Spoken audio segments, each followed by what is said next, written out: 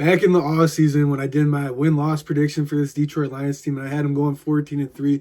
I had them losing to Green Bay week 8 or whatever week we went to Green Bay. We ended up winning that game. I had us losing to Chicago last week, and I had us losing to the 49ers. Those were the 3 games I had us losing going into this season. I was wrong about the games that we lost, and we could still go 15-2 and be better than that 14-3 record. The crazy thing about being 14-3 though, that I never would have thought when I did the preseason prediction back in the off season, I never would have thought 14-3 we would still not have the division locked up. We'd still be competing for the number 1 seed at week 18 of the season. That is so crazy to me, but I'll take being 14-3, the most wins in franchise history. This has been an electric Detroit Lions season, and hopefully next week when the Minnesota Vikings come into town, we get what's ours, the division and the number 1 seed. We can rest up that first week of the playoffs, get some refreshments, some troops coming back to that defense, and we can go on our run to the Super Bowl. That's the plan, but it's going to be a lot easier said than done because next week's going to be a battle.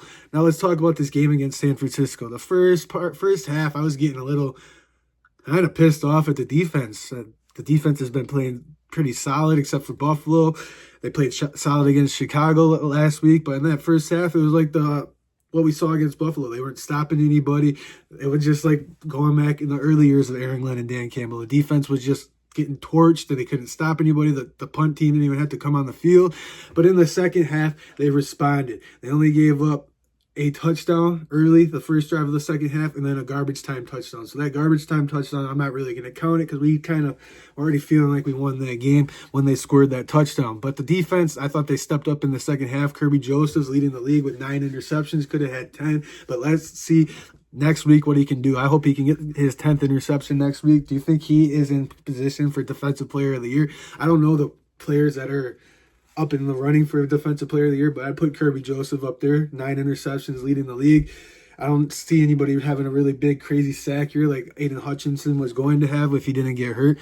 So right now I'm thinking Kirby Joseph is up there for Defensive Player of the Year just for having those 9 interceptions, but the defense played a little bit better. I just think the linebacker troops need to start getting better. Jalen Reed's maybe was struggling a little bit last night, but it's his first game back in, I don't know, 5-6 games with the neck injury. So we'll see if he steps it back up. And hopefully next week we get Anzalone back for that battle for the North against the Minnesota Vikings. Now let's flip it over to the offensive side of the ball. The offense has done its own, but the red zone efficiency, I need more red zone efficiency. We can't keep trying to score on 4th down in the red zone. We got to score earlier, and we got to score often. Jahmyr Gibbs played really good. Jamison Williams, man, he missed 2 games. I was thinking this last night. He missed 2 games. He's only got 50 or something catches. He's got almost 1,000 yards. This dude is legit, and people that want to talk crap about him, I know he doesn't make the best decisions off the field sometimes, and he doesn't make the best decisions on the field sometimes, but I'll take it. Waymo is our guy, and he's one of the best in the league, averaging 19 yards per carry. Waymo had 2 touchdowns yesterday. Amon-Ra had a touchdown. Jahmyr Gibbs had a really big game. And I want to talk about Jared Goff because we're sitting at 14-2 right now.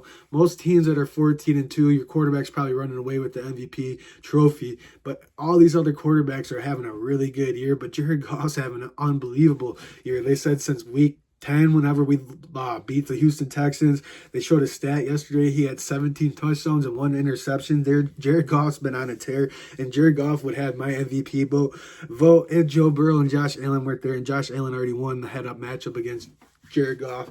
So he probably gets the MVP, but Jared Goff, I'll take that. When we got that trade with Matthew Stafford a couple years ago, when we sent Matthew Stafford and they sent us Jared Goff, I was pumped to have Jared Goff a part of the package. I was like, are they serious? We're giving us Jared Goff? I thought we were just getting rid of Matthew Stafford and we were going to have to draft a quarterback.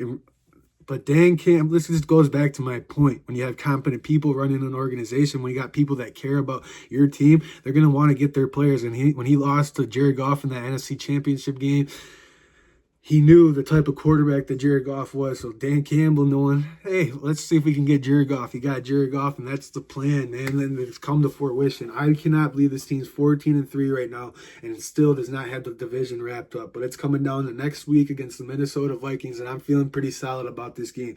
There's no big injuries last night. We're relatively healthy. They're coming into our town. You can't go undefeated on the road during the season and lose 3 games at home. You have to win this game. It's It's for the division. It's for the #1 seed. And if we get that #1 seed, we get that bye week. And then you're going to have more people coming in, reinforcements coming in onto that defense. And we're going to be healthy on our way to the Super Bowl. That's how I'm feeling about this week. We'll have another preview video coming up. Let me know what you guys think about the video down below. Like the video, subscribe to the channel. I really appreciate you guys for tuning in. It really helps this channel grow. I'll see you guys soon. One Pride signing out.